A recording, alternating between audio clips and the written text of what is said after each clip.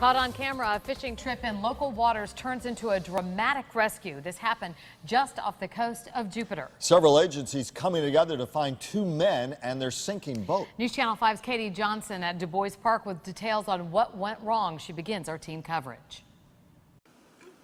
A simple trip to Du Bois Park turned into a dramatic one for Susan Abatey and her family. We saw the police boats go out with their lights on, so we knew something happened. Susan saw the two men rescued 5 miles offshore being treated by paramedics. I didn't want to see anybody die, I didn't want to see anybody get hurt bad, so I was glad when I saw that they were walking.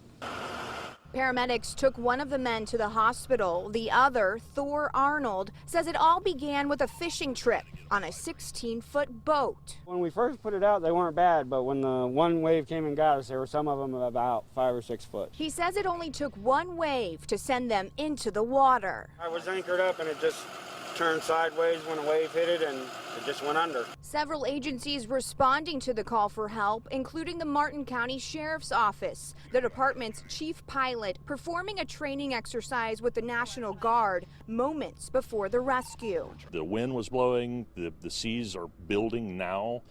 Large white caps, a small white overturned boat with very little of it sticking out of the water, and two men holding on the back. The crew in the air tossing the men life jackets, which were not on board, while PBSO Marine patrols picked them up out of the water.